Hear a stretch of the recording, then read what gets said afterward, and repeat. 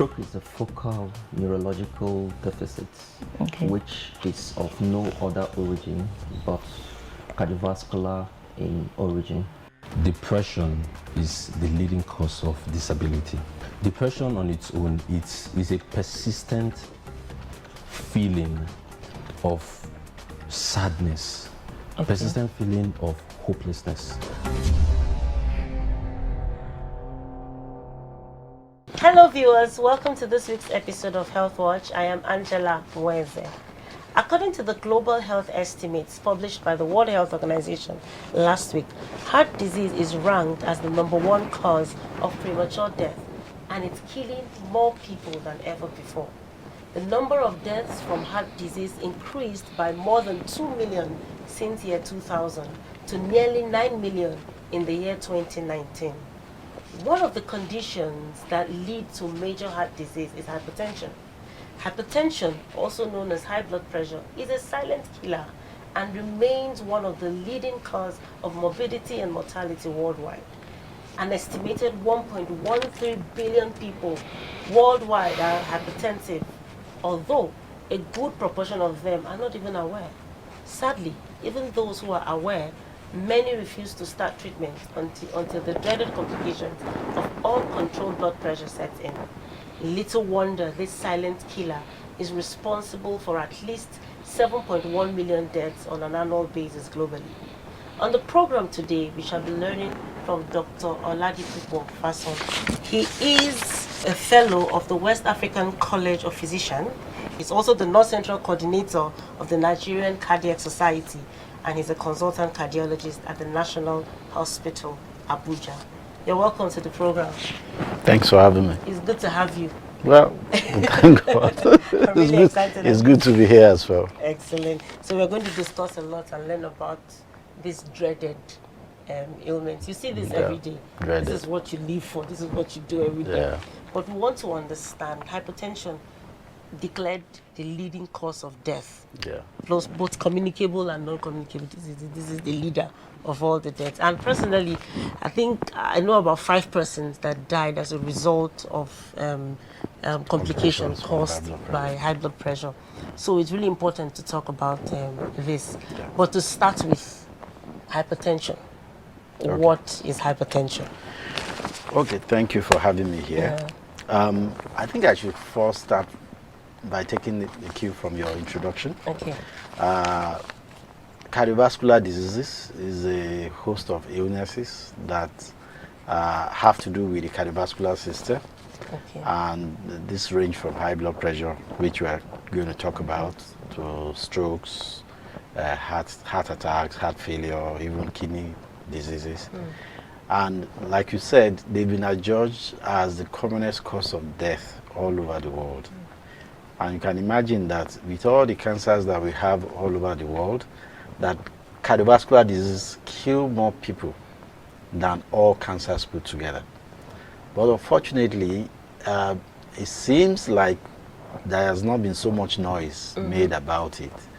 Because if we talk about cancer now, I'm sure everybody's hair will stand on end. Yeah. Everybody knows a lot about cancer. People are doing awareness here and there. But for cardiovascular disease, it's as if we are still taking it for granted. And gradually has crept into our lives. And the way it is now, it is with us. And we must come to that realization. So if we talk about hypertension, then we see it as one of the risk factors or parts of the composition of cardiovascular diseases. Okay. And for all deaths that happen from cardiovascular disease, up to 70% of them are related to hypertension. So that's why hypertension has come up to be the most significant risk factor in cardiovascular disease. Okay, so it's just a condition that leads to something bigger. Yes, so if somebody has high blood pressure that is not well managed, it could lead to stroke, it could lead to heart failure, it could lead to heart attack, it could lead to kidney failure, it could lead to even amputation, peripheral artery disease, affecting the blood vessel to the legs, and that might lead to amputation sometimes. It could lead to even erectile dysfunction in some people. It could lead to blindness in some people. So that hypertension is like you know, the hub and a spoke of a rim, where the hub is the hypertension, and the spoke or the spokes are the linkages with all these other cardiovascular illnesses, strokes, heart attack, heart failure, kidney problems, you know, like that. So if you can manage the issue of hypertension, yes, then you we will significantly reduce all the other ones. Yes. Oh, excellent. So now hypertension is a problem, but it has to do with elevated blood pressure. When you're talking of blood pressure, yes. How do you mean? Okay, so our heart pumps and relaxes milliseconds. Okay, so it pumps out blood and it relaxes to take in blood. Okay. So when it pumps out blood, there is a pressure that is generated when blood flows into the vessels. Okay. That is one of the blood readings that we measure. Okay. And when the heart is relaxing, there is a baseline pressure that still allows blood to keep flowing in the arteries. Okay. So imagine, which is the second reading that we take. So that's when you do the up and the down the systole. Yes. Okay. It's called the systolic or systolic blood pressure. Okay. The top one, and the down one is called the diastolic blood pressure. Okay. So imagine that the heart, when it's in relaxation phase, there is no blood pressure to be recorded. It means blood flow will stop in that relaxation phase. But good enough, that doesn't happen. So in that relaxation phase, there's still some pressure that is pushing the blood forward. Okay. Before the heart fills up again and is able to pump the next blood out of it. Okay. So we measure the two readings. And internationally, we accept a certain some values as normal. Okay. Above those values, we say that the patient is hypertensive. Okay, so for the purpose of this discussion, we say that any value that is 140, the top one, and 90, the lower one, any value from that and above is hypertension. Okay. So 140, 141, 142, 150, 160, 70, 75, 80, 200, 220. That's for the top one. The lower one, 90, 91, 95, 98, 100, 110, 120. All those values from that 140 over 90 and above, we say is high blood pressure. So everything you do, the blood pressure has to be above. It shouldn't be above. Shouldn't be above 140, 90. Okay. All right. Okay. So by strict definition, however, because we know there are instances where maybe you are agitated or anxious, your BP can go up a little. Does it mean you are hypertensive? No. So for us, by definition, we say that someone is hypertensive when those values are persistent. Okay. So you must have it more than once, more than twice, at different times of checking your BP. Okay. Usually we say minimum of 6 hours apart. But if you check it today, and you check it tomorrow, and you check it next week, and it's consistently higher or up to 140, 90 and above, then we can say that the person is hypertensive. So if a young person like me now goes and you check your blood pressure, and then maybe it's around 130, 80 something, you are still okay. But are there ages that is expected that with a period of time, the blood pressure just increase, maybe with time as age progresses? Or because I know the normal should be, I think, 120. Okay, so I said it's a range. It's a range, okay. So that is, depending on the classification system we are using, that's what we call optimal, high normal, normal and high normal. High normal, okay. Okay, so if we are talking about 130 something, 80 something, it's already high normal. Oh, right. Even though it's still normal, but it's high normal. We would rather prefer a situation where your blood pressure is like 120s, and the upper one and the lower one is like 70s. Okay. Once you are hitting 135 top and the 85 bottom, you are already tending to be hypertensive. Okay. We don't want that. Okay. So even by definition, if you check your BP at home, which we advise everybody to actually do. Is there an age you should start checking? Or at any age? Once you are usually the essential hypertension, which we talk about in most people, once you are hitting 35, 40, you should check at least once a year. Okay. At least. Okay. So what I was saying before was that if you check your BP at home, in the comfort of your home, and your BP is like 135 and above, and 85 and above, it's likely that you're already becoming hypertensive. Okay. Okay, those values are the ones we use for blood pressure checks done at home. Okay. So those values I gave earlier of 140/90, those are the values we use when you come to the hospital. All right. So now I'm talking about two different values, and I don't want this confusing. If you check your BP at home, in the comfort of your house, once you are hitting 135/85 and above, you are probably already hypertensive. Oh, wow. Yes. Wow. But if you come to the hospital, we usually will use 140/90, because there's a difference between blood pressure taken at home and blood pressure taken in the hospital. Okay. So that's why we use different values. So those values that I mentioned, that's 140/90, by definition are hospital-based values. But if you check your BP at home and you are getting 135/85 and above, you are probably already hypertensive. Oh, you know why I'm trying to draw these figures is because from the same statistics we see is low income earning countries, of which we are part of them, you know, in Africa, seem to be leading now in this issue of, and part of the problem is that people don't even know, or just like you said even in the beginning, that the awareness is not even there.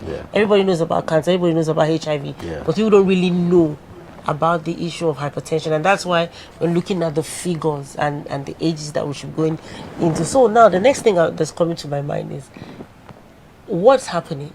Africa is leading now. Before it is considered a rich man ailment, if I sound very it's considered they're rich men now, that is why they are having this issue. And I saw a statistic. It talks about in the rural part of Nigeria where we stay, less than 10% of those people are not even aware of the issue of hypertension. They don't even know that anything, like maybe they've attributed it to something from the gods or something that have happened to them. So let's start with what's responsible for hypertension.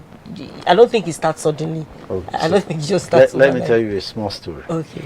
So back in 1929, there was a research done somewhere in Kenya, and some guy who published a journal in a British medical journal followed up a group of people for about 10 years in rural eastern part of Kenya.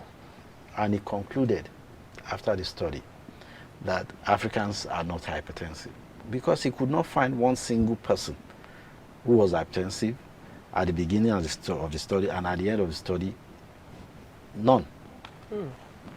So the question is, what changed between then and now? So many things have changed. So we talk about lifestyle. Okay. I mean, our lifestyle has totally changed between the rural Africa of the 1920s and 30s and 40s to now. Urbanization comes with its stress. Our eating habit has changed. We have westernized in a lot of ways. We consume more salt now. Okay. We exercise less even. People sit in their comfort homes, in their comfort cars, in their comfort offices. There are more people who are obese now than before. You know, people eat much more than they need now. Exercise less. So the stress level of the ambient stress level even is higher. I mean, even if you take Nigeria alone, the stress people go through now. This year has been very stressful. I know.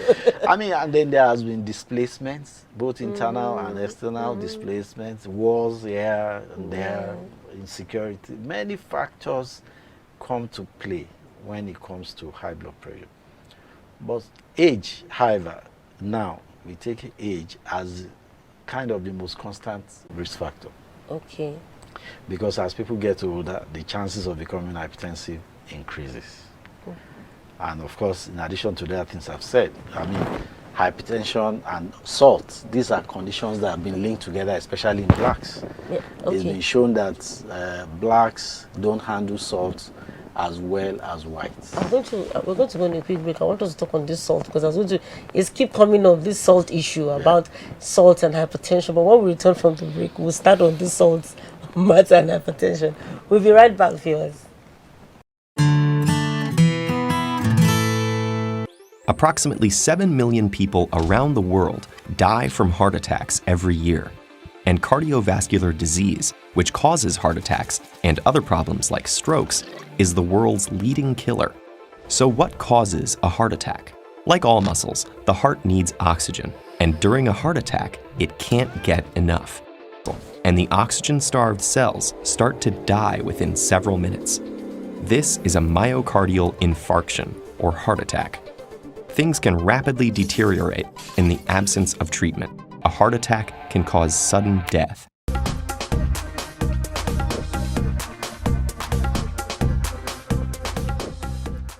Welcome back, viewers. Before we went on the break, we were discussing hypertension, and my guest is still Dr.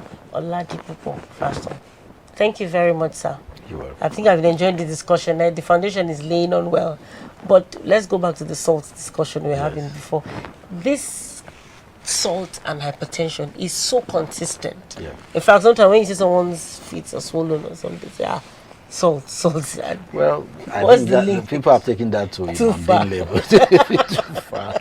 It's not that like that. But okay, so I'll say that, for instance, if you take a white person and a black person, Okay. and you load them with the same quantity of salt, okay, maybe you make them drink salt or you run it in an IV infusion, and you start taking their urine sample every 30 minutes, and you measure the salt content of that urine, you'll find that the white man will have peed out, urinated more salt that you gave that you gave than the black man.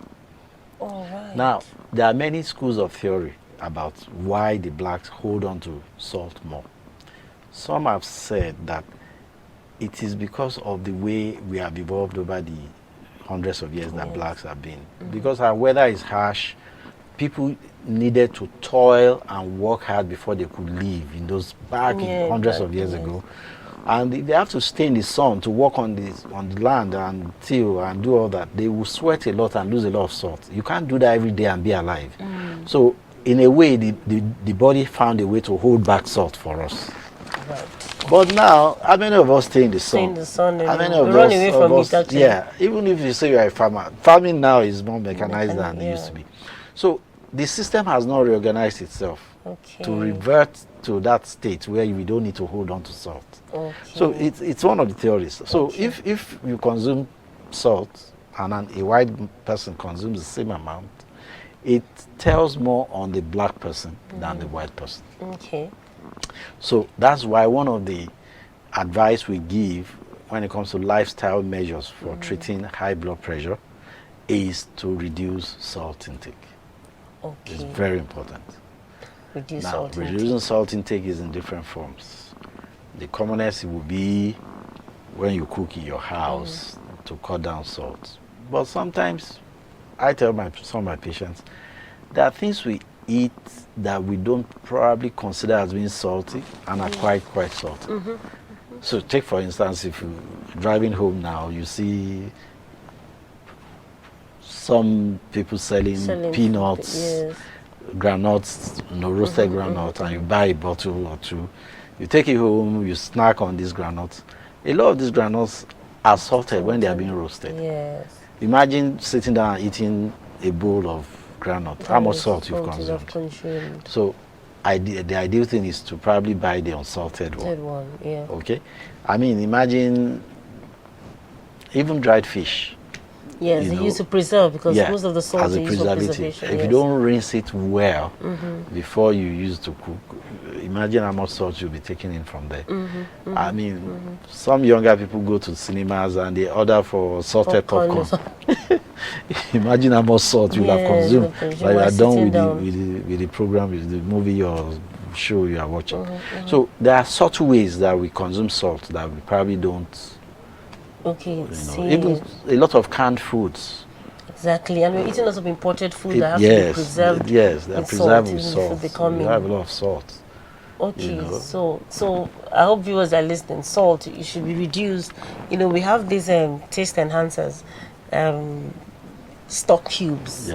That also, one day I took time to look at the content of some of these stock cubes we put in, and I saw the quantity of salt is so high. If you take your cereal and you look at the ingredients, you will see the salt content. So even bread. that we eat. Yes, The amount of salt in that's bread, been put inside. So when it's not just the one you put in your food when you're cooking, it's also around us. Even though we advise that don't add salt on the table. That's the easiest advice we give people. Yeah. And when you cook, try and look for the natural spices to enhance the taste of your food. But in addition to all that, are these other things I've mentioned. Okay, so the lifestyle has changed. It has changed tremendously. Okay. Studies done abroad, even some of the studies we've done in Nigeria, has shown that hypertension tends to occur faster in blacks. Roughly about 10 years gap. So, if you find a white man being hypertensive, they're usually in their 50s and 60s. Here, 40s. It tends to come with more vigor. So the complications come in quite fast if you don't do something about it. And it tends to be sometimes very difficult to treat. I've had a patient whom I was treating for high blood pressure, and I had to do so much. And when the person went to UK and they saw her, they actually felt that the drugs were too much. Okay. That why are you taking so much? So they started titrating the dosages. Within 1 week, the BP went haywire. So they had to revert back to those doses. So blacks have more severe forms of high blood pressure. They come with more complications if not well managed, and they come much earlier than whites. So these things make hypertension peculiar in blacks, and it also makes it very important that we deal with them. Okay, so I'm trying to now reason out something, because we in the 20s, just like the story you said, we didn't have this problem, and as our lifestyle is changing, we're trying to deceive ourselves and become more westernized, and in doing that, you're bringing on yourself something that your body cannot handle. I'm just trying to unknowingly, unknown to us. So if we were doing better, then our lifestyle has changed. So we're beginning to suffer. Because this also sounds like cancer. Because when I had a guest, we talked about, cancer being harsh, more intense, and in blacks than. So there's something we're taking that maybe we should start going back to our local way of eating, traditional way of eating. Maybe I'm just thinking. This is the first time in the history of man that food has been in excess. Yeah. Back in the days, you won't eat except you go to the farm and you walk yourself silly before you could get something to eat. And even at that, the food is seasonal. When you are harvesting, there is a lot. When there is no harvest, people are managing. But now, people just eat at will. They don't need to be hungry. You just, I've not had my snack today. Go and buy snacks. Or you have not had some food today. So people become more obese. Then activity level reduces. A lot of us sit in our air-conditioned offices. We live in our air-conditioned homes. We have our cars. So that's why now we advise that people should endeavor to exercise. You must at least do 150 minutes, minimum 150 minutes of mild to moderate intensity exercises every week. So if you want to split it to 30 minutes, then you have to do 5 days of that minimum. If you want to do 1 hour, then that means you might do 2 or 3 days of that. But that is the minimum. If you have the capacity, you can do more. But minimum of 150 minutes activity every week. So in addition to cutting down salt, and also cutting down calories. Yes, that's the next thing I was going to talk about. Calories. Because we eat in excess of what we need, so we add weight.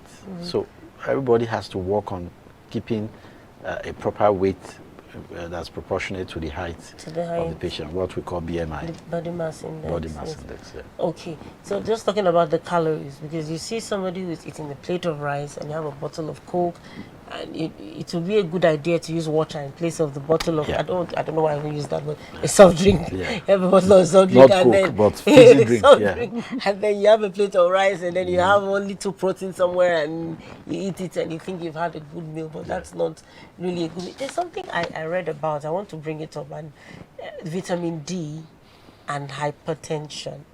I don't know, I'm trying to remember what exactly I read on it, but I don't know if you've come across anything, the vitamin D thing and hypertension.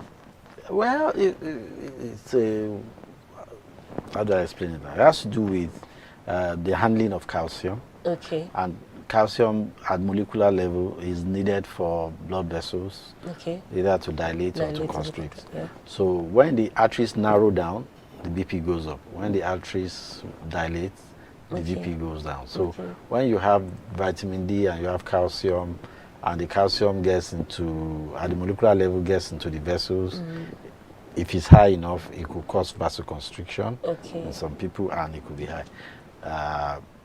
But in terms of risk factors for hypertension, it's not one of the major risk factors. So the major risk factors I've talked about are age, sex. Okay, so really we divide them into two. We say there are those who can affect, there are those who cannot affect. Okay. So the ones who can we cannot affect, okay, Age, we call them non-modifiable. Age, race, and sex. Okay. Okay, so males tend to be worse off as before menopause, but after menopause, it evens out. Okay. When you compare males to females, males tend to be worse off. They tend to become hypertensive earlier and have cardiovascular disease earlier. But once the menopausal period comes for a lady, that period evens out. All right, so that risk evens out, and even it tends to go higher a little for women. But let's say on the average it evens out. So menses actually is a protective thing for ladies. Okay, for the women. But once they become menopausal, ladies become menopausal, it evens out. Sex. Okay, so age as we get older, the BP tends to go higher. You can't do anything about it. And race, I've told you, blacks are worse off than white. We can't do anything about those ones. But the ones we can do things about are something about salt intake, cigarette smoking, excessive alcohol consumption, obesity, sedentary lifestyle, excessive calorie consumption, which leads to obesity. Those ones we can affect. Diabetes, those ones we can affect. And if we work towards dealing with those ones, you reduce the risk of becoming hypertensive or having cardiovascular disease to a large extent. You can actually reduce that risk. So is it possible for somebody to not do, we have the non-modifiable, whatever, you can't do anything about it, so just stay there. But where you come to, is it possible for somebody to not smoke, not drink, exercise, all those things, and still have hypertension? Is it possible? I know the things, sometimes somebody was trying to say something about genetically linked or... So this is it. I said non-modifiable. So I missed out one, and that is familial tendencies. So for instance, if you come from, you can't determine the family you come out from. Of course. All right? So if you come from a family where blood pressure is an issue in both parents and even your siblings, and more importantly, even maybe if the parents develop high blood pressure early in their lives. Because I said earlier that age is a factor. So if my father, for instance, develops hypertension at 80, it's the age now that is that one. But if my father had high blood pressure at 30, that one is more important for the child, for me. So if as I'm growing, that becomes a significant part of my own history. So my risk is already high. But it doesn't mean I'm going to be hypertensive though. If you do the right thing. If you do the right thing. So if I have that risk and I now add weight, I now smoke cigarette or I consume salt excessively, of course I've already given myself the chance to become hypertensive. But you can have that predisposition, a familial predisposition, and yet you do other things right, then you might not have it. Even if you develop it because of still the familial predisposition, and you do those things right, eventually maybe the dose of the drug you might need will not be as high. Maybe the number of medications you need to take to control the blood pressure might not be as high. Maybe you might end up not even needing medication because when we talk about management of high blood pressure, there is lifestyle modification and there is pharmacological management. In few people, lifestyle alone can keep their BP down. So for instance, we know that if somebody is obese and you lose weight, to the tune of 10 kg weight loss, your BP can come down to between 5 and 7 millimeters of mercury on its own if you lose weight up to 10 kg or more. You understand what I'm saying? If you exercise regularly, like I've said earlier, minimum of 150 minutes every week, your BP can come down by itself by up to the tune of 5 millimeters of mercury, between 2 and 5 millimeters of mercury. All right, okay. If you don't smoke, for instance, or you cut down salt, for instance, it can come down by itself to between also 2 and 5 millimeters of mercury. So imagine if somebody became hypertensive and a diagnosis BP was 144/92. He's hypertensive, right? And he was obese, he was smoking, he wasn't exercising. So he starts doing all those things. You might be surprised that his BP might just come down to 130 something. And then he doesn't need medication again, just by doing the right thing. But it's not in all cases. Usually when BP is higher than this 150, 160, 170 or above that even, it's not likely lifestyle alone will work. So such people will still need medication, but they will still have to continue the lifestyle. Okay, so we're going to go for another break. I think this should be the last break when we return. Then we want to talk on management, especially for people who are already living with it. High blood pressure. High blood pressure. We'll be right back.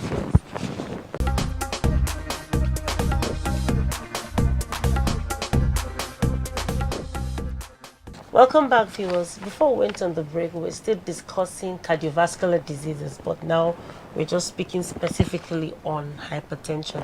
And my guest is still Dr. Oladipo Fason. Thank you very much, sir. That has been an interesting one.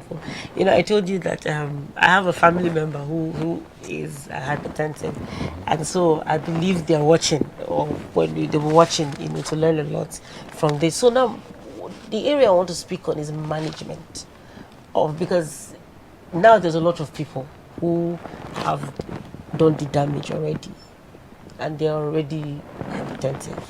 So, okay, of course we'll talk about modification, but let's look at the management of this. The first thing is to come and find you somebody like you. The first thing is people should learn to check their blood pressure regularly. Okay. Because, like we said, it's a silent killer. If you don't check, you don't know. It's not written on anybody's forehead. So even if it's once a year, you must check. So when you check and you find it to be elevated above the values that we have set, then you need to see a doctor. Okay. So when you see the doctor will determine what you need to do. But the summary of it is that the management is two-pronged. There is the lifestyle modification and there is pharmacology. That's use of medications. For that, when you see the doctor, they will determine that what you need. There are many drugs we use. Okay, yes. For the lifestyle, I said earlier, those risk factors that are modifiable are the ones we target. Okay.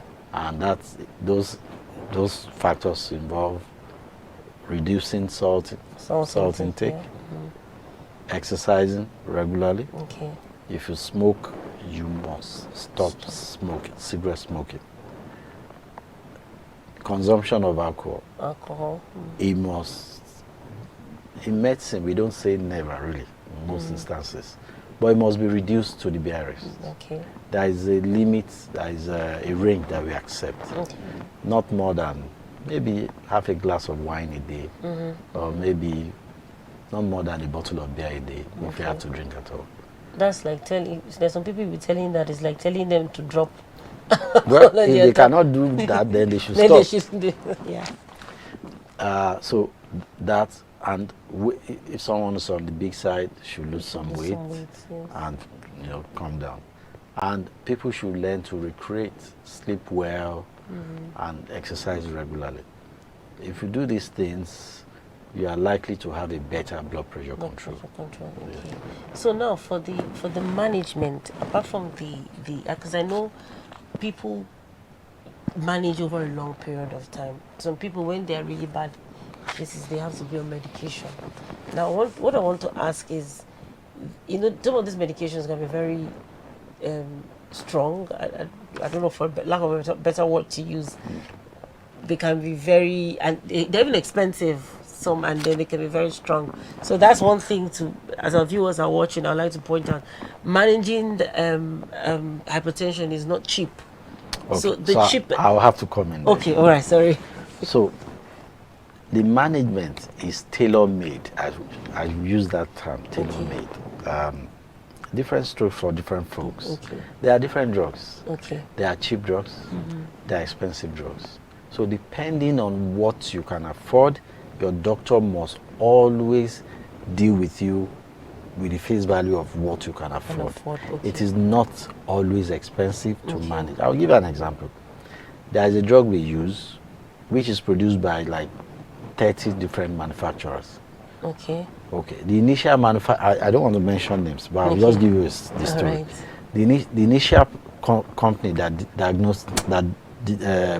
manufactured the drug years back, they sell a 1 month pack right now goes for almost 4,000 naira of that drug. But the same drug produced by another company and is an international company that produces standard drugs sells the same drug in this country for 700 naira per month. Wow. Okay. So Okay. it's a choice. So if somebody says, "Oh, I want that one," you have the money, 4,000. 4,000, yes. Okay, I don't have money, but still have to be treated. Okay, give me this one, 700. Yes. But even that, I'm just, okay, that's very correct, actually. Well, it is better to be safe, not to even have it if you can prevent it. Sure. Than even the Well, we are just saying that I know, if yes. it does happen, yes, of course. people, which I buy what you said, that people see like an expensive thing to deal with, but really It's not it can be modified. Again, and I also advise people should endeavor to be on the NHIS or do any other medical insurance outfits out there. Okay. Because the NHIS covers the treatment. Yes. It covers the treatment of hypertension, and great. most of the investigations you will need to do is covered. Oh, excellent. Oh, excellent. It's covered. And that's NHIS allows you to do private, even if you are not working in government, you can do private insurance insurance. with them. Okay. With National Health Insurance Scheme, you can do private insurance with them. Oh, wow. Okay. That's so you don't have to be a government worker. You walk to their office. I think the cheapest, as the last time I knew, I don't know whether it's changed now, it's 15,000 per annum per adult per annum is the cheapest. Okay. And that will still take care of high blood pressure. Okay. So it makes it easier for you. Yes. Okay, which means that's a step. So because I'm sure that not a lot of people know about this, and then they'll be thinking of how expensive it is to treat that. You can get it cheaper and you can also do the NHIS. Again, it becomes cheaper when it becomes more expensive when complications start setting. So we don't want complications to set in. If there is no complication, it's not that bad to treat. Okay. So now, long-term use of hypertensive, we're still talking about trying to get people, it's better to live well, eat healthy, and don't just have it. It's better. And I think there are people that have lived their life and they never had to have hypertension, because it leads to a lot more complex issues. So now, what I'm just trying to say is, the long-term use of this medicine, does it have side effects? Okay. I get this question a lot from my patients, but this is the way I answer them. Okay. Let's even assume that, for the purpose of this discussion, let's assume that there are side effects. Okay. Even though I'm not accepting, I'll tell you later. Okay. But let's assume, if you compare the complications of not taking the medications and having a stroke or a heart failure or kidney failure to side effects of the medication, which one will you prefer? To deal with the side effects and move on with your life, rather than having a stroke or a heart attack, heart failure, kidney failure. Nobody wants to have any of those things. That is one. But I would put it to you that forget those side effects. Okay. So this is what I say, that Antihypertensives are, for me, the usual suspects. Okay. When people have some issue, they are the usual suspects. Oh, maybe it's that drug. But most of the time, they are not the culprits. They are not the culprits. Most of the drugs we use now, they have minimal side effects. Okay. And the ones that we know have the side effects, we already know the side effects. So when you come complaining, we know, we deal with it. Yes. Like Okay. there is one that can make people cough. Okay. We know. If you start coughing and you come to us, we Know will what to change do. it. Okay. There is one that makes some people's legs swell a little. If it happens, it doesn't kill. It's just the aesthetics of it, discomforting Yes. and all that. We will deal with it. Okay. But those side effects are not enough Yeah. for anybody to say that they won't take that. Even the commonest one is that men complain of is erectile dysfunction. I always usually tell them the problem itself, hypertension itself, can cause erectile dysfunction. So they should not rush to believing that the drug is the cause. Okay. That ailment itself, if it's not well managed, will lead to erectile dysfunction. Okay, so the best advice is, if you feel you're noticing anything unusual, go Talk back to your the doctor and let them advise you. and let them appropriately. advise you appropriately. So don't just conclude, I'm going to stop my medication Yeah. because I feel it's causing this for me. But go back to the doctor. To the doctor. And discuss and be as sincere. As- Be open to your doctor, Yeah. because he doesn't mean bad, he means well for you. Because I know people that when they go say, don't tell the doctor everything, just tell him some, before they will look at you somehow. No, the doctor is there to help you, so it's good to. So when you see people like you, they should tell you the truth about what is going on. Okay, so now over to the warning signs.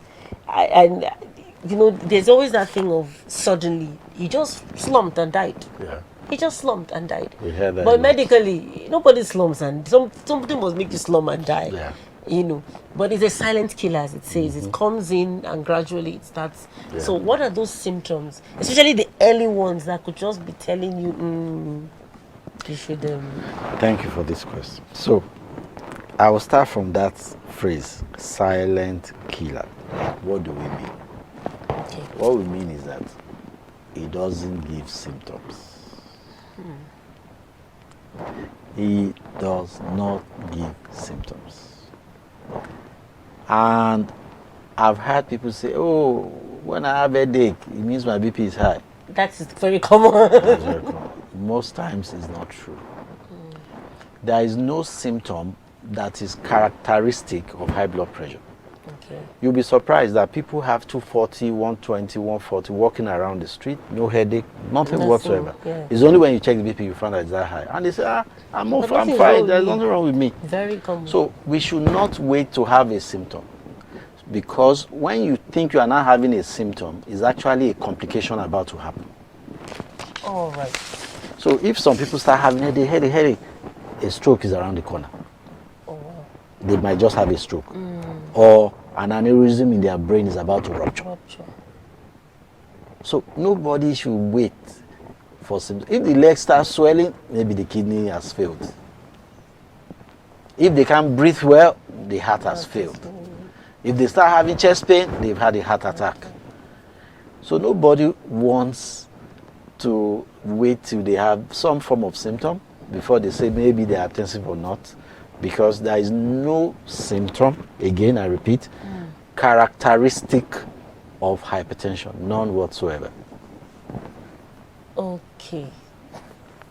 Now that actually nails it, because there's always the idea that if I have a headache, my head has been pain, okay, maybe your blood pressure is high. So the thing is to always check your blood pressure. Yes. Any age, what age do you advise somebody should start checking as frequently? Or is it maybe somebody does tedious work, you should check? Or No, what it's are not these about things which work you do. High blood pressure is not about whether somebody does tedious work or not. I mean, I've had patients who tell me they say they should think less, that they are thinking too much. Somebody will become hypertensive and say, and I don't think, I don't have nothing. Yes, what am I thinking? I'm not Yes. thinking about anything now. It's not about So how am I anything. getting out? In the first instance, Yeah. is there a human being that doesn't Doesn't think? think. Okay, but it's not about thinking actually. Yeah. No. We've discussed the risk Yeah, factors. the risk So if factors, it's going yes. to happen, then it has happened. It's not about whether you are thinking about something or you are not.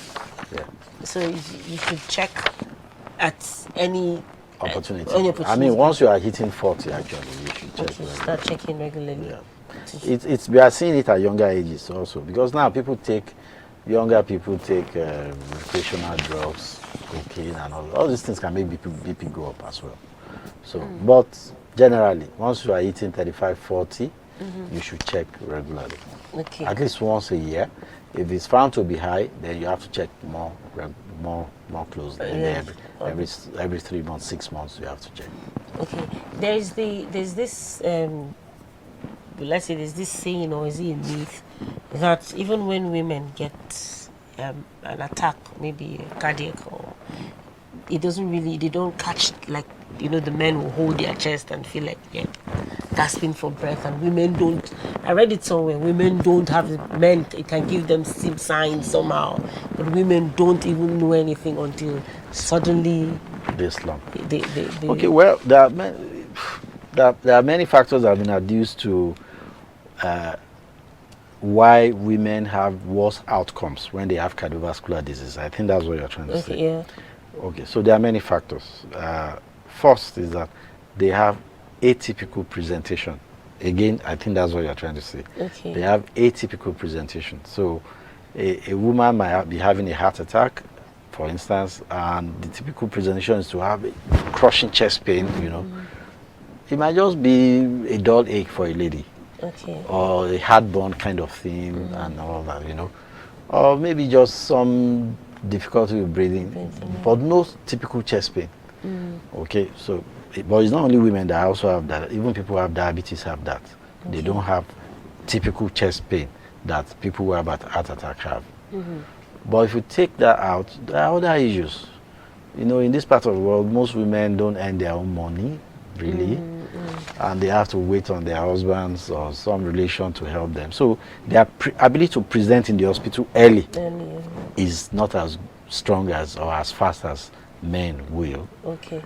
So that might be part of it. Of course, education is also part of it. Ignorance, people not knowing what to do. Of course, coupled with the general problem of Nigeria, where we don't have ambulance service, we don't have emergency services at its fledgling stage, So all those factors come together to make outcomes a bit worse for women than men. Okay, because that's what I was just trying to, because I'm just thinking, if there's an emergency or somebody's having an attack or something, the distance between the hospital and their home. The thing is, that's when they even know they're having an attack. I've had people who had heart attack and they stayed in their houses. 3 days later is when they cannot breathe again. They now bring them to the hospital. 3 days after, 4 days after. At that point, you can't help them much. Again. Yes, but poverty is also an issue. The economy is bad. People's expendable incomes have dropped. So they will want to do everything they can before coming to the hospital. Even if it means taking alternative medicine. I mean, people use herbal concoctions, do all sort of things. They go to church even to go and pray, rather than going to the hospital, And by the time they show up, they'll be far gone in that disease process, and sometimes you can't help so much. Sometimes you do as much as you can, but it doesn't turn out so well again. A lot to take in and to think about on the program today, but if the things that I think we're taking away today is the fact that for the black man, the way we consume salt, should be reduced because of the effect, because we tend to hold back, and hypertension seem to be more with us, unfortunately, because of our race. It's not that God is punishing us, but it's just that's how it is. So we need to watch all of that, and then also we need to start checking our blood pressure, because that's the only thing that can tell us that, look, there's a problem coming here. There are no other symptoms to point us in that direction. And really, unfortunately, we are heading in it, but amongst everything you've said today that I really love and have learned from is lifestyle modification. We need to change and start exercising, reduce salt, reduce salt intake, smoking, if you can't, the barest minimum, wine, or no, not wine. You said we can take half a glass of wine, but we shouldn't take alcohol. Stay away from alcohol. Exercise more, and get a lot of rest, which people don't get these days. People walk through the night and keep going around the clock working. So it's to make sure we are taking care of ourselves. And when you notice the blood pressure is, going high, above normal. Normal should be what is expected. You see in WH is 120 over 80. Yes. Around that. I mean, 120 up to 130 is okay. Okay, 70 up to 120. 80 is okay. Once you are hitting 130, and 80 and above, it's high normal. But once you are hitting 135, 85 at home, it's high blood pressure. It's high blood pressure. Then before you get there, before you get there, go and see a doctor so that you start making some changes or getting some treatment or whatever will be diagnosed for you at that particular time. Very crucial. And I think on that note, we will be wrapping up the discussion today on cardiovascular disease. Doctor, I think I need to bring you back again. Somehow I need to bring you back at some point. Or we'll talk more about other cardiovascular, although we've talked about the underlying factor, which is hypertension. But just, I know there's a difference between cardiac arrest and heart failure, all those things which you just use. So probably bring you back to talk more to us on cardiovascular. You'll be my cardiovascular consultant. Thank you very much. Thank you for inviting me. I'm available. I mean, anytime. Excellent. Thank you very much. Thank you very much. And thank you, viewers. For the past 15 minutes, I've been speaking to Dr. Oladipo Fason. He is a fellow of the West African College of Physicians. He's also the North Central Coordinator on the Nigerian Cardiac Society, and he is a consultant cardiologist at the National Hospital here in Abuja. Thank you for joining us on the program today, and I believe you have learned a whole lot today. Please take care of yourself. Check your blood pressure. If it's going up, please see the doctor and stay safe. And you will be fine. We'll be fine. Thank you for joining me on the program. I'm Angela. Goodbye.